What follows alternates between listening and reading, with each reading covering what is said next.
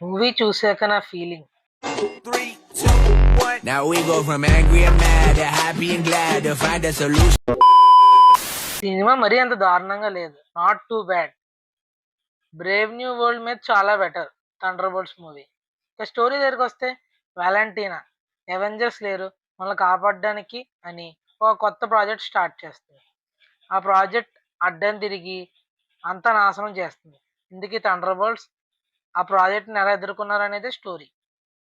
ఇంకా మన పూర్తి వీడియోలోకి వెళ్ళే ముందు ఇంకా ఇలా ఎవరైనా ఛానల్ సబ్స్క్రైబ్ చేయకపోతే సబ్స్క్రైబ్ చేసుకొని ఇలాంటి మంచి వీడియోలు మీకు ఇంకా అందించడానికి ట్రై చేస్తూనే ఉంటాను. ఇంకా థండర్ బోల్ట్స్ ఎండింగ్ అలాగే mid credit and post credit గురించి మాట్లాడుకునే ముందు వీళ్ళు ఎవరైతే ఇంకా మూవీ చూడలేదో ఇక్కడితో వీడియో పాస్ చేసి వెళ్ళిపోండి. మూవీ చూసిన వాళ్ళే ఈ వీడియో కంటిన్యూ చేయండి ఎందుకంటే స్పాయిలర్స్ ఉంటాయి. ఎండింగ్ దగ్గరికి వస్తే ఆఖరికి వాయిడ్ని కంట్రోల్ చేశాక థండర్ బోల్ట్స్ వాలంటీనా దగ్గరికి వెళ్తారు. వాలంటీనా ప్రాజెక్ట్ ఫెయిల్ అయ్యేసరికి తన ప్రెస్ ముందు ఇలా చెప్తుంది, థండర్ బోల్ట్స్ న్యూ అవెంజర్స్ అని అనౌన్స్ చేస్తుంది.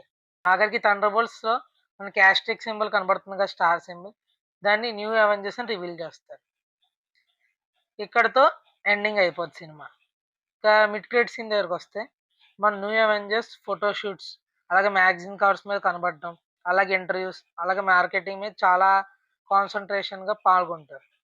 కొన్ని మ్యాగజైన్స్ వాళ్ళైతే వీళ్ళు అవెంజర్సా లేదా బివెంజర్సా అని రాస్తారు. అలానే ఇంకా మిడ్ క్రెడిట్ సీన్లో ఏం చూపిస్తారంటే ఒక సూపర్ మార్కెట్లో రెడ్ గార్డెన్ ఒక ఆవిడతో మాట్లాడుతూ ఉంటాడు. న్యూ అవెంజర్స్ ఉన్న సీరియల్ బాక్స్ గురించి మాట్లాడుతూ ఇది చాలా బాగుంటుంది, ఇలాంటిది ఇప్పుడు దాకా చూడలే, కొనుక్కోండి ఇలా అంటే ఆవిడ తీసుకుని పక్కన పెట్టేసి వెళ్ళిపోతుంది. లాస్ట్లో ఆవిడ వెళ్ళిపోతున్నప్పుడు రెడ్ గార్డెన్ ఇలా అంటాడు, ఆ బాక్స్ ఉన్నది నేనే అని అరుస్తాడు. అక్కడితో ఆ సీక్వెన్స్ ఎండ్ అయిపోద్ది. కానీ ఆ సూపర్ మార్కెట్లో సీక్వెన్స్ మాత్రం కామెడీగా ఉంది. ఇంకా ఎండ్ క్రెడిట్ సీన్ దగ్గరికి వస్తే న్యూ అవెంజర్స్ చార్ట్ తీసుకుని దాదాపు 14 months అవుతుంది. వాళ్ళు మాట్లాడుకుంటూ ఉంటారు. శామ్ విల్సన్ అదే మన బ్రేవ్ న్యూ వరల్డ్లో కెప్టెన్ అమెరికా ఉన్నాడు కదా, తను వీళ్ళ మీద కాపీరైట్ వేశాడు అవెంజర్స్ నేమ్ నాది అని.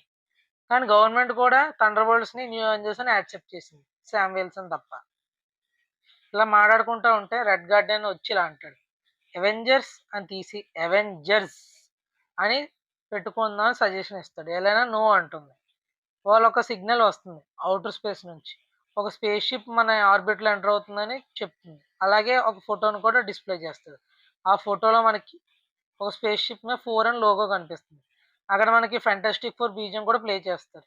దీనివల్ల మనకు ఒక క్లారిటీ వచ్చేసింది. ఫెంటాస్టిక్ 4 వాళ్ళు షిప్లో ఇక్కడికి వస్తున్నారంటే వాళ్ళ ప్లానెట్ ధ్వంసం అయి ఉంటుంది, గ్యాలక్టస్ నాశనం చేసి ఉంటాడు. ఇంతకీ మీరు ఏమనుకుంటున్నారు? Share your opinion in comments. Fantastic 4 movie కోసం ఎంతమంది వెయిట్ చేస్తున్నారో కమెంట్ చేయండి.